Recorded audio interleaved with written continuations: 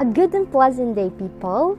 I am Diane Grace Estaño-Pao, and today, together with my group mates, we will gonna tackle about the midterm activity number 1 under the subject of GEDCORE03 or purposive communication.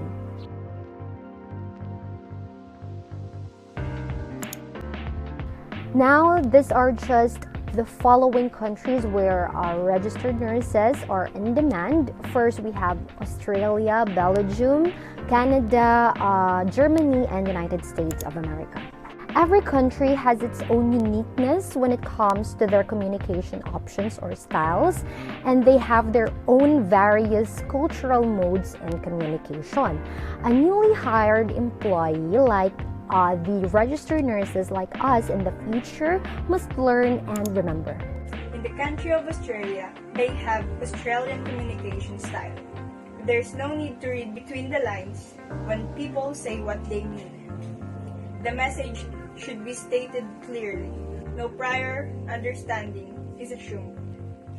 Words are the most basic form of communication.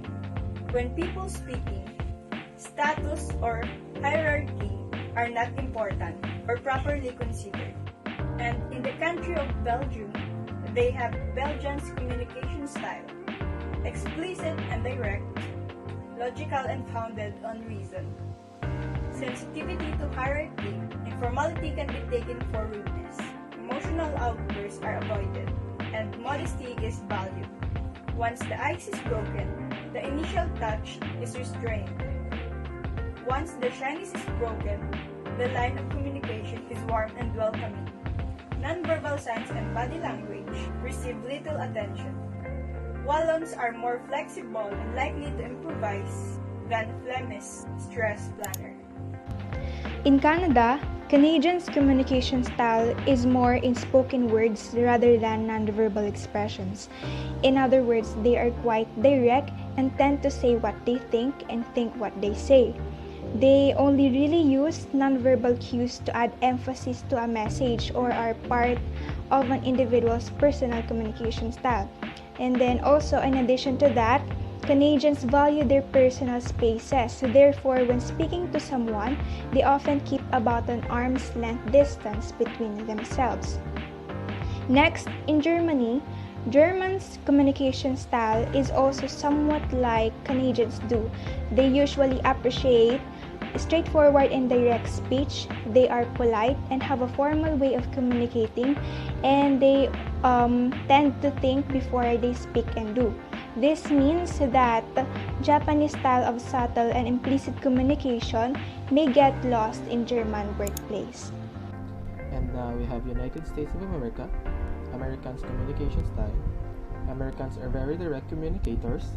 They tend to convey their entire message verbally, paying less attention to the body language. People are expected to get to the point. For the importance of employees' communication is critical to the company's health and strength. The more effectively a company's employee communication plan is implemented, the more successful it will be. At all levels of an organization, good communication is critical for attaining productivity and sustaining solid working relationships. And this has been more vital since COVID-19 outbreak forced many individuals to work remotely. Employers who devote their time and effort to establishing open lines of communication will quickly gain the trust of their staff, resulting in increased productivity, output, and overall morale. It is very important indeed.